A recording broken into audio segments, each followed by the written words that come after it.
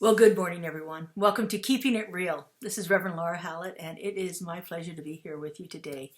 This is the time that we take to look at the principles that we're talking about each week in our messages and find some real practical application of those ideas in our lives. And so for the month of March, we are focusing on joy. And joy is one of those things that is absolutely necessary to building a community, which is our theme for 2023. Finding joy in our work, finding joy in being around each other, finding joy within ourselves, and joy in our practices.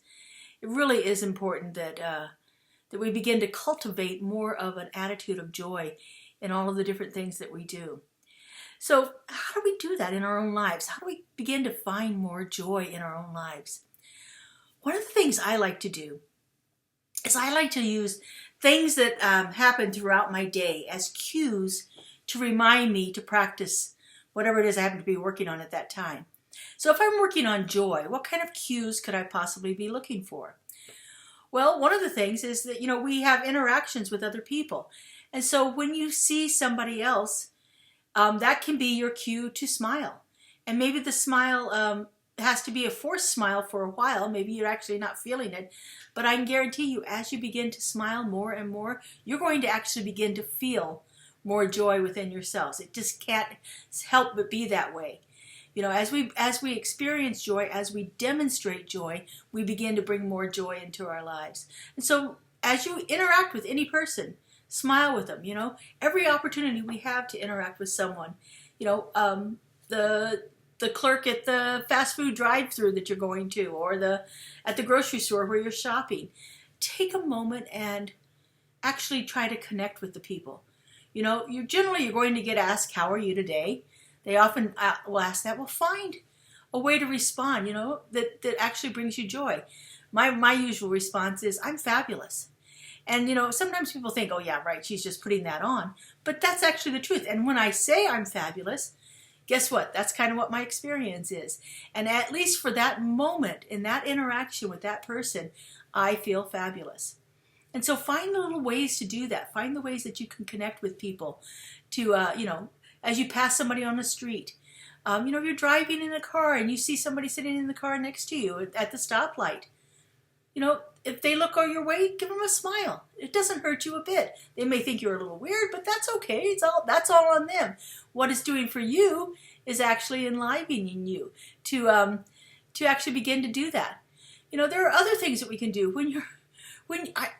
one of the people that I think that is the most infectious for joy is children. When you're out and you see children, connect with the child.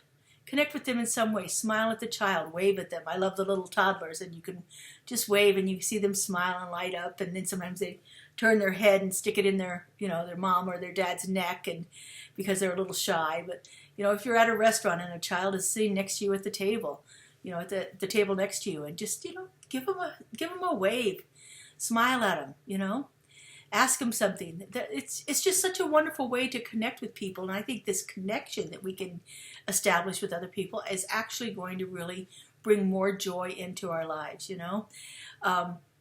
as you're moving about, like I said, the other thing that really makes me smile is oftentimes dogs.